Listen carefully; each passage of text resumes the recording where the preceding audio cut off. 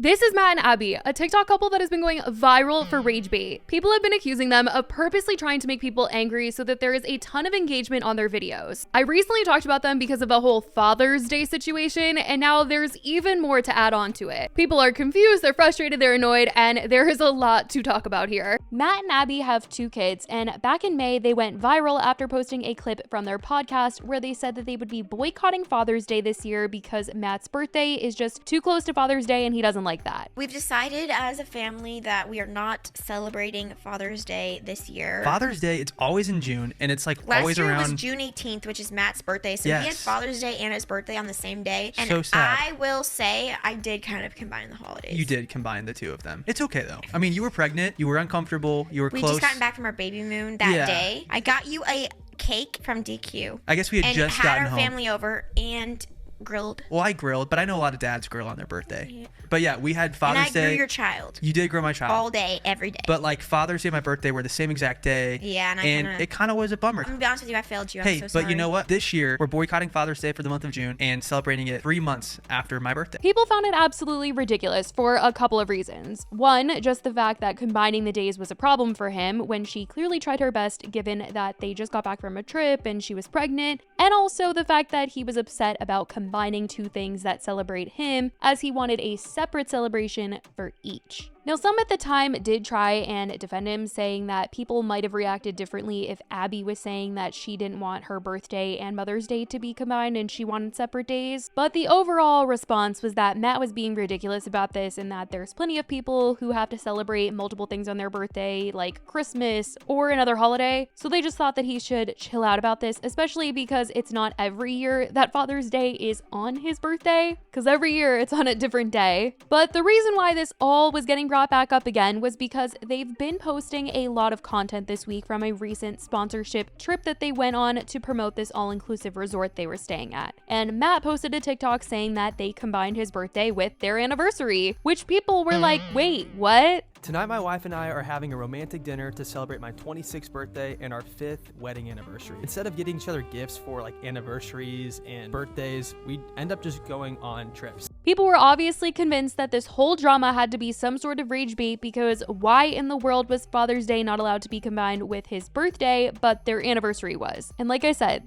Father's Day is on a different day every year. This year it was on the 16th, his birthday is on the 18th, but anyway, they said that they were celebrating Australian Father's Day in September so that he gets a special separate day. The anniversary combination, though, didn't make any sense to people, especially since that's a choice that they obviously chose to get married around the time of his birthday and celebrate that all together. People just commented and said, how sad you had to share your birthday with your anniversary. That was probably really hard on you. At least you didn't have to grill. So you can combine your birthday and anniversary, but not your birthday and Father's Day? Odd. I swear they're just trolling at this point. I'm convinced y'all know what you're doing and you just want to make us mad, lol. LOL, you can combine anniversary and birthday, but heaven forbid you combine Father's Day. Wait, he combined events after throwing a temper tantrum about his birthday and Father's Day? Oh, so you can't combine events only when it suits you, just so you don't have to plan something else to celebrate your wife. She deserves better. People just could not understand this whole thing, as it seemed he originally wanted his birthday to be celebrated alone by itself with nothing else interrupting it, but now that wasn't the case. Anyway, it just became another thing added to the list that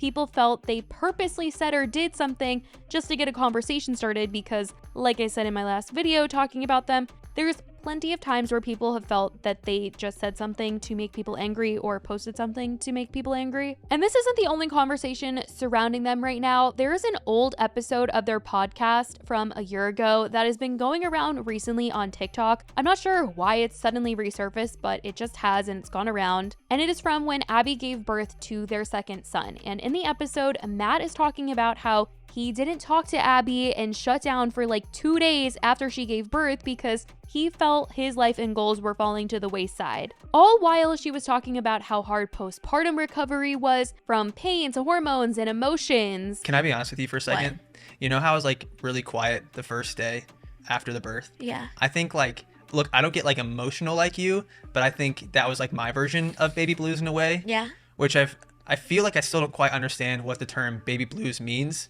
but I think You'll never understand, honey. I won't. And I won't understand from your perspective.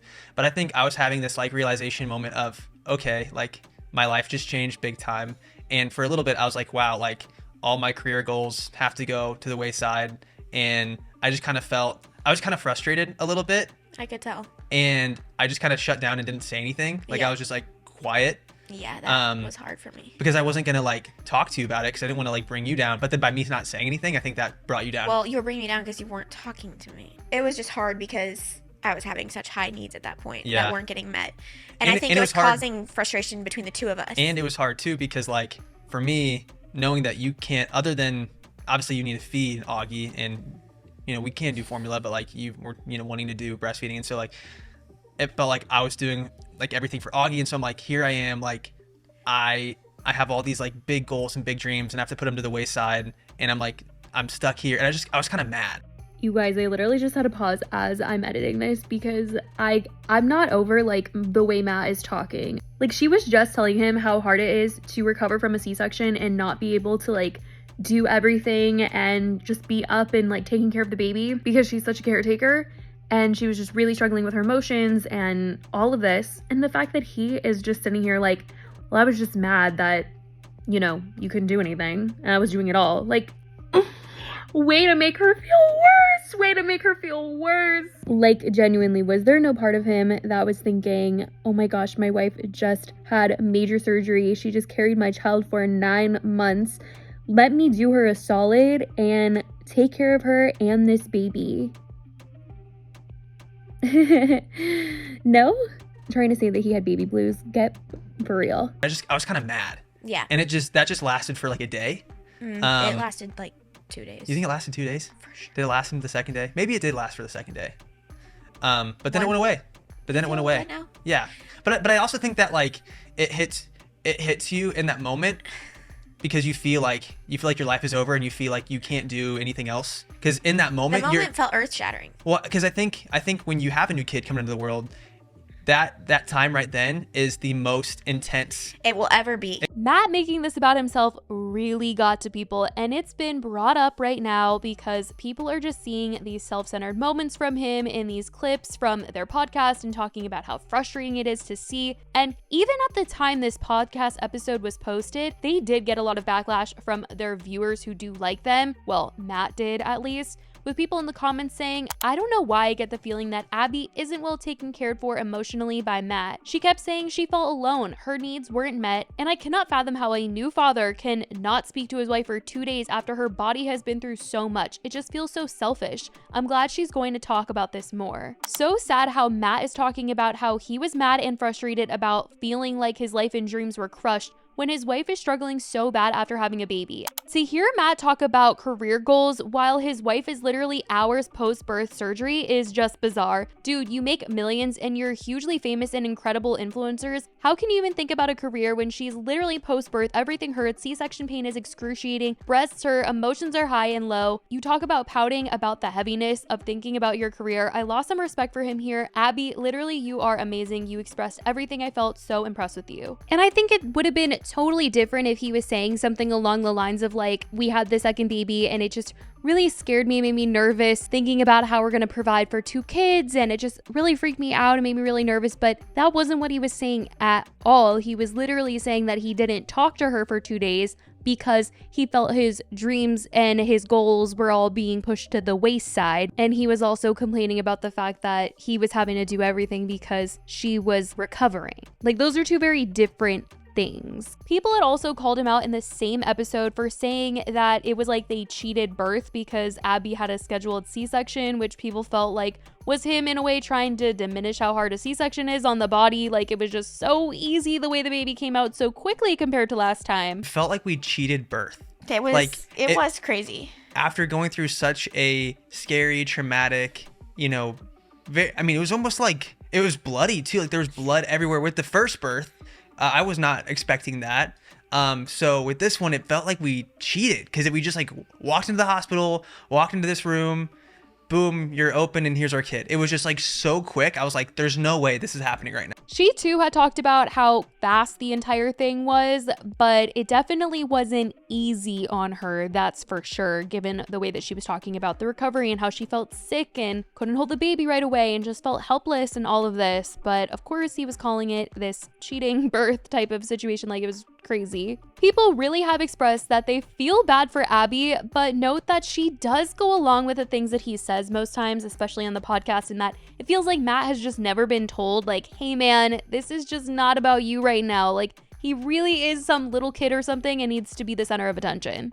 And things Abby has said in the past on the podcast have also gotten her called out as well, which I talked about the last time I made a video on these two, but most of the criticism is typically always towards Matt, and rightfully so, because this stuff right here is sad to hear. And I mean, they really do it to themselves by posting this stuff all over the internet, and maybe it'll have him realizing like, oh man, like that is kind of messed up of me if he sees like some criticism about it, but I don't know, because I think that they give some good advice or something, since they did request that people share their podcast, but I think it's just a very big what not to do, what not to say episode. And if you have someone in your life, maybe a new mom or just new parents in general, someone that is pregnant, send this podcast to them. Send this podcast to somebody that needs to have a friend to help them through a hard time. We want to be your buddy. So yeah. Yeah. And we feel really thankful for this community. I don't know how many people want to be his buddy after this one, with the way that people have recently made TikToks reacting to what he's had to say here.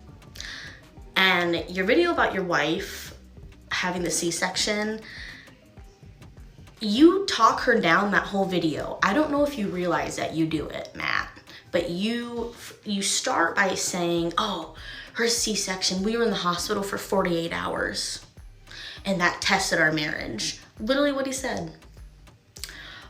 It's funny that a procedure that you yourself did not get done is testing you that hard. But, you know, God forbid they just want to make sure your wife's okay for 2 days after having a massive invasive surgery. I feel like every time I see one of their videos, I just am like flabbergasted that someone would feel so comfortable putting down their spouse in a passive way, but also not passive, because he also has said some like very just like straightforward like holy moly things, and he just like gaslights all the time. What do you mean your hopes and dreams? There is so much privilege in being a man that decides once the baby is born, I'm going to decide to realize what this means for my life. Yeah. Without actually having any thought before then. What is on my feed right now is a bunch of women saying, remembering I'm not mad at my boyfriend, I'm mad at Matt from Matt and Abby. Yeah. Like my boyfriend is not him. I think it is confronting and triggering. Even if we do have great partners who are nothing like this, we can see so much of a system play out in this one man. The idea that this man could see his wife in this state, in a lot of pain, emotional, physical pain, needing his support, and feel completely justified making the entire thing about his career and his goals when his wife is clearly struggling. She even says, you know, it was very hard for her. And he's sitting here, and you can just tell he just feels totally justified saying this, like much less just feeling it. But the idea that he would feel comfortable getting on a podcast that millions of people listen to and saying this, admitting to it in front of everyone, it just, honestly, it boggles my mind. I think them sharing all of this was really raw and real and honest, but some people are just baffled by some of these admissions, and it makes them feel really bad for Abby at times, and this is definitely one of those times. It's truly just crazy. But that's been the recent conversation surrounding these two. I certainly want to know what you guys think about all of this. Some people think that they just say some of these things to make people mad, but I do think that the things that they say and do, they mean, but they also know the parts that will be controversial and clip those and post them because it's financially beneficial for them. But I think they stand by their own views posted. But let me know what you guys think in the comments. I love you guys so much, and I will talk to you in the next video. Bye, guys.